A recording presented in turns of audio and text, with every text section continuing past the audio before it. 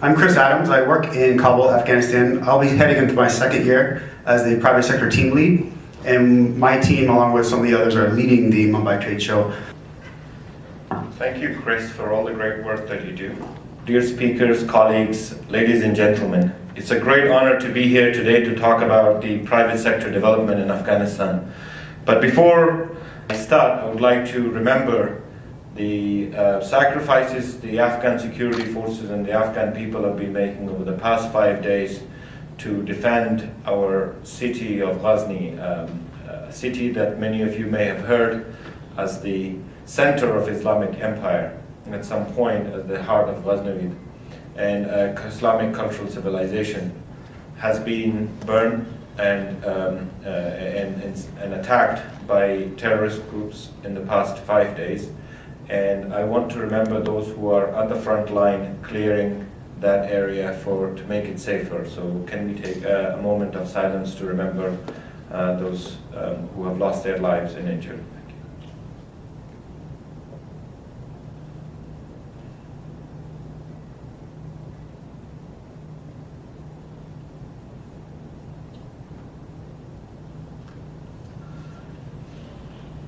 Thank you.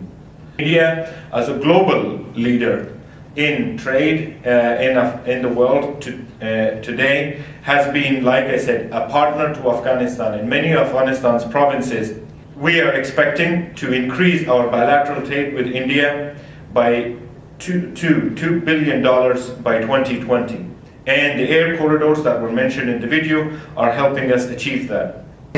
With modern technology and practices, ensuring a huge increase in processes and capacity. The pieces are now being distributed all across the globe. Afghanistan boasts a 2,000-year-old tradition of silk production. Mumbai. From September 12 to 15, we invite you to join an international group of businesses, government officials, and sector experts.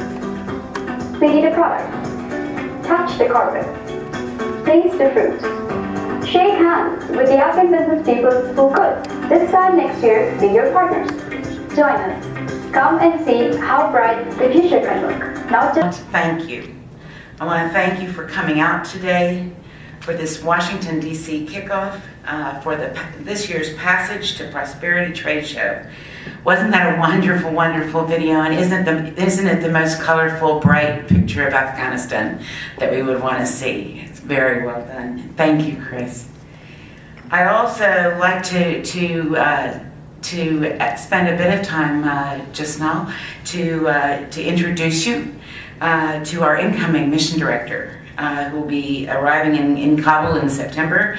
Sarah Ann Lynch is here with us today as well. Sarah Ann has had a wonderful career with USAID, and I won't boast about her too awfully much, but you're going to have a great time getting to know her as she leads the staff out in Kabul. We're also expecting my colleague Anne-Marie Yasterskog. Minority stakes in operating companies, confident in knowing that their rights are protected.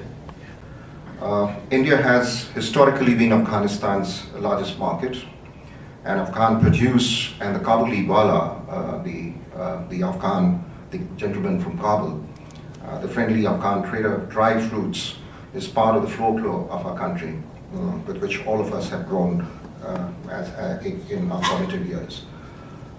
With our ancient civilizational connections and close and trusted friendship, it is only natural for India to come to Afghanistan's assistance whenever such a need arises.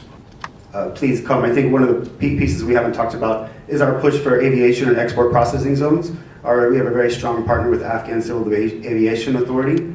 They're responsible for opening up these air corridors. So this Hyderabad is a very good development. I think when they open up the Indonesia air corridor, we're hoping to have an event similar to this. And fine if they happen, but we want to focus on sales because that's what's important to the Afghan. It's modeled on another USAID program, and it's to create a class of intermediaries programs in Afghanistan in education, health, and now economic growth. I'd like this to be a very brief, deep dive into the specifics of one of USAID's investments in job creation in Afghanistan. And that is the Goldozi Project, a new 5-year award aiming to create and improve jobs in the embroidered product value chain in Afghanistan.